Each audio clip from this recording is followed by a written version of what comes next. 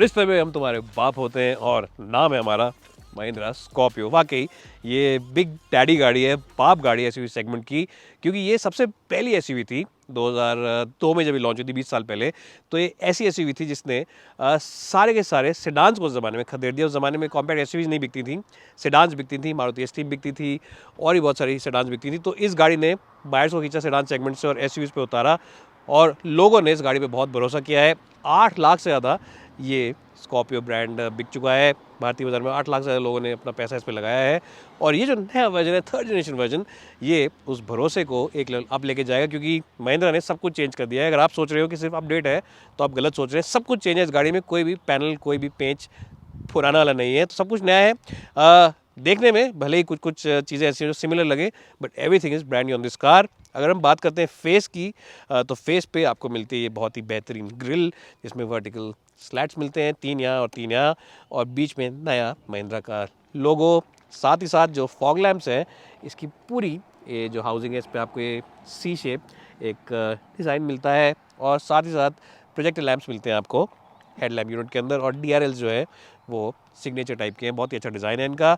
इस वाले वर्जन में आपको मिलते हैं 18 इंच के व्हील, 17 इंच के व्हील भी आते हैं थोड़े नीचे वाले वर्जन में, लेकिन ये 18 इंच के हैं।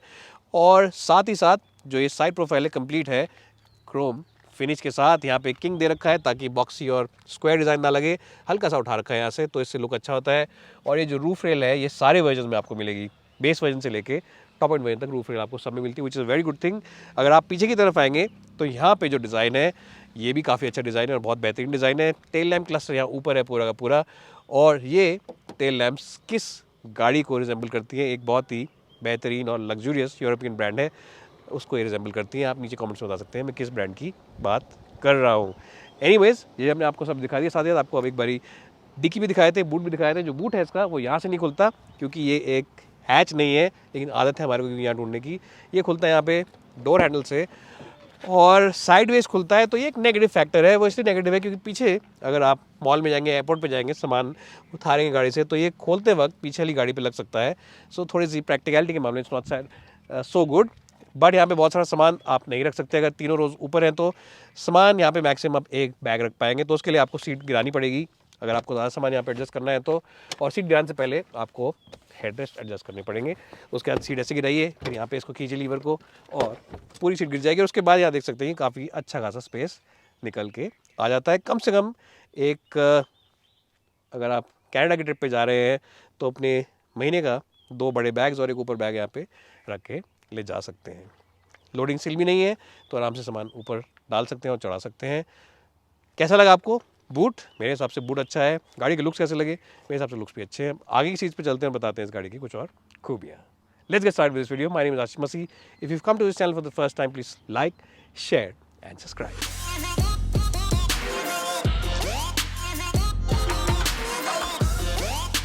आज अगर हम बात करते हैं कैबिन की इंटीरियर की, तो इस गाड़ी के अंदर आपको बहुत अच्छे अच्छे फीचर्स मिलते हैं। 4x4 सिस्टम तो आपको मिलता ही है, मल्टीपल एयरबैग्स मिलते हैं, डुअल जोन क्लाइमेट कंट्रोल आपको मिलता है, साथ ही साथ 7 इंच का टच स्क्रीन मिलता है। ये सेम टच स्क्रीन है जो कि आपको मिलता है XUV700 में। ऑफ कोर्स बेस वर्जन में लोअर वर्जन मिलता है, ये ऊपर वाले वर्जन में बड़ा मिलता है।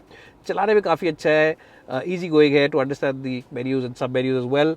और अगर हम बात करें इसके ग्लव बॉक्स, ये थोड़ा छोटा है, जैसे पहले वाली गाड़ी में छोटा था। छोटा है ये वाला पार्ट, आपको पिछली स्कॉर्पियो की याद दिलाएगा, उसी की तरह फ्लैट है एकदम, तो उससे कैबिन के अंदर स्पेस तो बढ़ जाता है, लेकिन जैसे मैंने बताया ग्लव बॉक्स काफ़ी छोटा है। ये एरिया काफ़ी अच्छा है। सोनी का साउंड सिस्टम इसके अंदर आता है, 12 स्पीकर है और स्पीकर्स की क्वालिटी वाकई बहुत बढ़िया है। सुनने के जवाब, अगर आप अपने आप को कहते हैं शौकिया म्यूज़िक फ़ैन, तो आपको मज़ा आएगा इस गाड़ी के अंदर। जो कॉकपिट है, जो गेजेस है, वो डिजिटल नहीं है, बीच वाला पार्ट डिजिटल है। It's again very similar to the one on the XUV700। और साइड में एनालॉग गेजेस दे रखे हैं, ऑटोमेटिक हेडलैम्प्स के साथ साथ आपको मिलता है इसके अंदर ऑटोमेटिक वाइपर्स, क्रूज कंट्रोल, जैसा मैंने कहा मल्टीपल एयरबैग्स, सबसे चौड़ा आपको मिलता है सनरूफ। चौड़ा मतलब ऐसे चौड़ाई में सबसे ज़्यादा चौड़ा किसी भी SUV में। उसके साथ साथ आपको मिलता है इसके अंदर एक कैमरा 360 रिव्यू का, लेकिन जो कैमरा का व्यू है वो पीछे का व्यू इतना खास नहीं है। हाई डेफिनेशन कैमरा है, ये काफ़ी लो डेफिनेशन है। ये स्विचेस और ये जो बटन्स है ये भी XUV700 से ही शेयर करे गए हैं, तो lot of parts sharing between the cars. ये ऑफ कोर्स आपको मिलता है hill descent control, different driving modes मिलते हैं, जिप जैप जूम जिनको कहते हैं हम। तो ये जिप जैप जूम है, जिप का मतलब कि थोड़ा धीमे चलेगी, जैप का मतलब थोड़ी पावर ज़्यादा हो जाएगी, और जूम का मतलब पावर बेहतरीन मिल जाएगी आपको। और उसके साथ साथ ही ऑटोमेटिक गियर बॉक्स है, यहाँ पे आप 2 बेवरेज रख सकते हैं। अभी तो हमने मोबाइल फ़ोन रखा है। 2 चार्जिंग पॉइंट्स मिलते हैं आपको, USB चार्जिंग पॉइंट्स है। और जो ट्रे है यहाँ पे आप इसको रख सकते हैं, यहाँ चाबी रख सकते हैं अपनी, और यहाँ पे सामान छोटा मोटा आप और रख सकते हैं। दरवाजे हैं वो काफ़ी बड़े हैं, 1 लीटर की बॉटल आराम से दरवाज़ों के अंदर फिट आ जाएगी। फिट एंड फिनिश की बात करें, fit and finish is quite good, big improvement of the earlier car. और पिछली गाड़ी जो थी वो थोड़ी सी यूटिलिटेरियन लगती थी, जो वर्ड होता है यूटिलिटेरियन, वो लगती थी स्कॉर्पियो। ये वाली प्रॉपर्ली एक सोफिस्टिकेटेड पैकेज लगती है, एक स्टाइलिश पैकेज लगती है, और क्वालिटी के हिसाब से, ओवरऑल मटेरियल्स के हिसाब से, फीचर्स के लिहाज से, सब चीज़ों के हिसाब से I think it's a very good product and Mahindra has done a very good job with your overall fit and finish off this car. इससे पहले मैं बोलूँ, सीट कंफर्ट भी अच्छा खासा है। ब्राउन कलर की जो सीट्स है ये अच्छी लगती है, साइड बोल्स्टर्स दे रखे हैं, उससे भी सपोर्ट आपको मिलता है जब इस गाड़ी को पुश करते हैं कॉर्नर्स में। और ये जो ग्रैब हैंडल है, इस पर जैसे ही आप पकड़ के बैठेंगे तो आपको एकदम से ऐसा लगेगा कि आप किसी माचो मूवी में हीरो है, बिल्कुल धर्मेंद्र की तरह। एनीवे, जब चलते हैं बैक सीट पर, देखते हैं बैक सीट में की तस्वीर।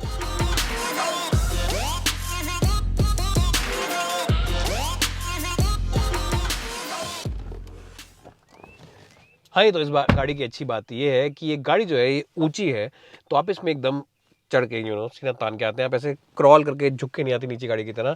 So that's a very big positive. Aperture भी दरवाजे का बड़ा है और शीशा भी बड़ा है, तो आपको दिन भर अच्छी लाइट आती है, दबा दबा कैबिन नहीं लगता जैसे कुछ कॉम्पैक्ट एसयूवीज में लगता है। तो दैट्स अ बिग पॉजिटिव।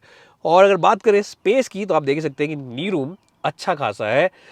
मेरी हाइट है 5 फुट 10 इंच, और मेरे हाइट के हिसाब से आगे सीट एडजस्ट करिए तो 5-10 के लिए अच्छी हाइट है। AC वेंट्स मिलते हैं आपको यहाँ पे, और कंट्रोलर मिलता है उनका, और एक USB Type-C चार्जिंग पॉइंट मिलता है। साथ ही जो फ्लो बोर्ड है थोड़ा सा उठा है, बट मोस्टली फ्लैट ही है, तो जो बीच में इंसान बैठेगा उसके पास बहुत स्पेस है अपने पैर फैलाने के लिए।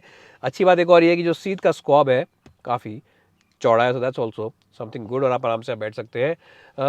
Couple of beverage holders in the central armrest, you can put it like this also and relax like the boss. और आप अपने ड्राइवर कह सकते हो जीते दाब दे गड्डी रू शामिल आज चंडीगढ़ वाली मासी नाल है। और एक और चीज़ से पहले बोलूँ वो ये है कि इसका बैकरेस्ट एंगल हल्का सा एडजस्ट कर सकते हैं आप। सीट स्लाइड नहीं हो सकती आगे पीछे, लेकिन बैकरेस्ट एंगल डेफिनेटली थोड़ा सा एडजस्ट कर सकते हैं। That also is something which aids practicality as well as comfort. Overall second of seats is a very good place to be in. हाँ जी, तो मैं आ चुका हूँ लास्ट रो में। अब आप देख ही सकते हैं कि अगर हम बात करें पैरों के स्पेस की, तो यहाँ पे स्पेस इतना ज़्यादा नहीं है। मेरी हाइट है 5'10", तो मेरे पैर ऑब्वियसली इस बैक से टकरा रहे हैं, बिल्कुल ही टाइट होकर बैठा हूँ मैं, तो बहुत ज़्यादा ऐसे कंफर्टेबल सीट तो नहीं कह सकते आप। हाँ, लेकिन ये कि अगर मजबूरी हो और आपको आधे पौने घंटे के लिए बैठना हो तो आप बैठ सकते हैं। आधे घंटे के लिए किसी और के साथ यहाँ पे बच्चे यहाँ बैठ पाएंगे, जो 8-10 साल तक के बच्चे यहाँ बैठ पाएंगे, उनको कोई दिक्कत नहीं आएगी। 5 फुट वाले लोग 5'4", 5'5" अगर किसी हाइट है वही बैठ सकता है। लेकिन AC वेंट नहीं लगा रखे पीछे, बड़ा सरप्राइजिंग चीज़ है, AC वेंट नहीं है लास्ट रो के लिए।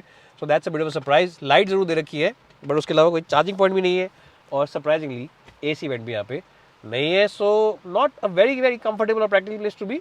बट हाँ, अगर आपको 7 लोगों को लेकर चलना ही चलना है और फैमिली में बच्चे अगर हैं तो यहाँ पे थोड़ी देर के लिए जरूर बैठ सकते हैं। एनीवेज, हमने आपको डिक्की दिखा दी, पूरी गाड़ी का कैबिन दिखा दिया। अब चलते हैं ड्राइविंग पे और ड्राइविंग के बारे में बताते हैं।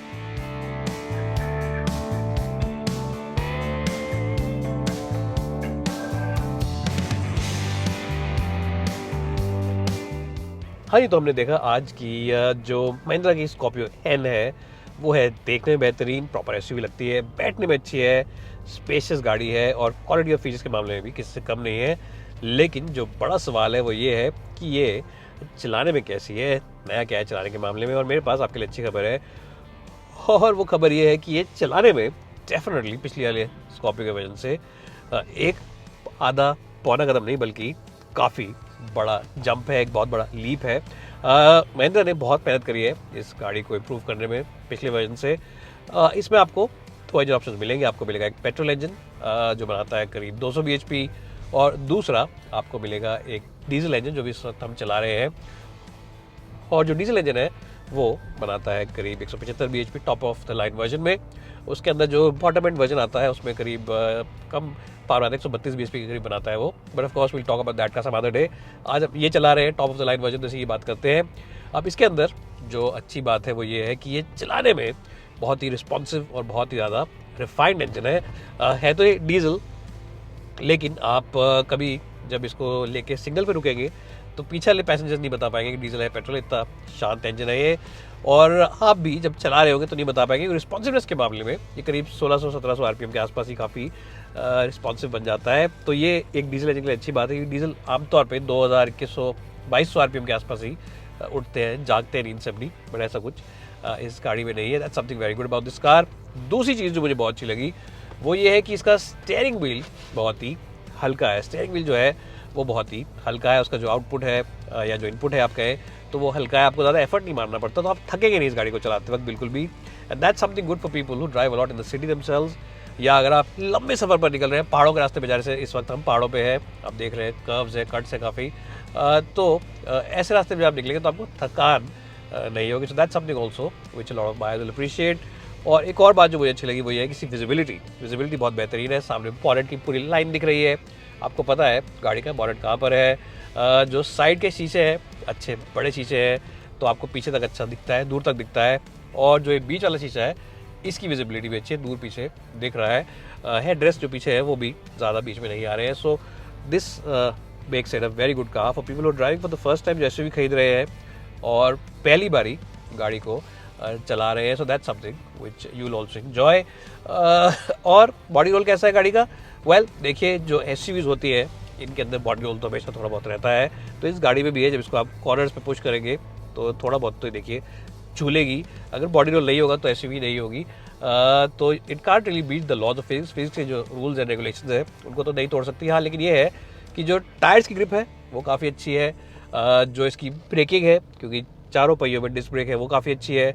स्टीयरिंग व्हील हल्का है, लेकिन इसके अंदर थोड़ा सा फील ज़्यादा होता, अगर एक्यूरेसी थोड़ी सी ज़्यादा होती तो अच्छा लगता। अभी कुछ ज़्यादा ही हल्का है ये, तो अच्छा है उन लोगों के लिए जो ईजी गोइंग है, जो चाहते नहीं थके हो। लेकिन थोड़ा सा अगर फीडबैक ज़्यादा अच्छा मिलता आपको तो आपको कॉन्फिडेंस आता ज़्यादा। तो that's something which I think Mahindra could improve, but apart from that it's a fantastic package. Ride comfort also is very good. आमतौर पे जो एसयूवीज होती है उनका राइड काफ़ी हार्श होता है। अगर आप कभी फॉर्च्यूनर में बैठे हैं तो फॉर्च्यूनर थोड़ी बाउंस करती है, थोड़ी स्टिफ सस्पेंशन सेटअप है उसका। इस गाड़ी का राइड कंफर्ट बहुत बेहतरीन है। हालांकि है तो इस गाड़ी से ऑलमोस्ट हाफ प्राइस की, लेकिन फिर भी कंपैरिजन कर रहे हैं क्योंकि साइज़ ऑलमोस्ट उतना ही है इस गाड़ी का भी और वजन भी उसी गाड़ी के आसपास है।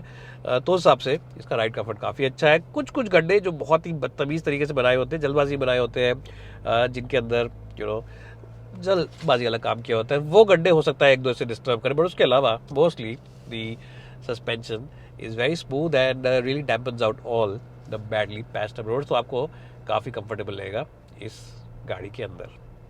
और क्या अच्छा है? वेल, रिफाइनमेंट अच्छी है, गाड़ी भगाने में मज़ेदार है, 100-120 की स्पीड पर स्टेबल लगती है काफ़ी।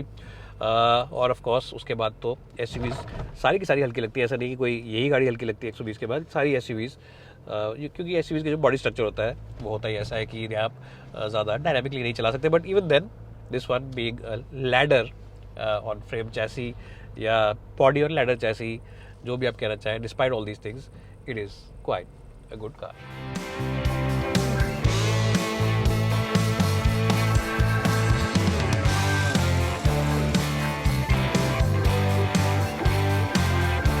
हाँ, तो जो बड़ा सवाल है वो ये है कि क्या आपको स्कॉर्पियो खरीदनी चाहिए, और इसका जवाब है yes and yes, you should definitely buy this car. No matter आप कैसी एसयूवी लेना चाह रहे हैं, शायद आप एक कॉम्पैक्ट एसयूवी लेना चाह रहे हो, शायद आप एक मिड साइज एसयूवी लेना चाह रहे हो, शायद आप एक लार्ज साइज एसयूवी लेना चाह रहे हो डी सेगमेंट की, उन सबको भूल जाइए और स्कॉर्पियो ले लीजिए। ये गाड़ी जो है इसकी एक हेरिटेज और एक लीनिएज बहुत ही स्ट्रॉन्ग है, और ये गाड़ी पहले से ही अपने पिछले जनरेशन में प्रूव कर चुकी है। Reliability, fuel efficiency, maintenance cost का रिकॉर्ड अपना, तो ओवरऑल वो सब चीज़ें भी इसकी काफ़ी बेहतरीन है।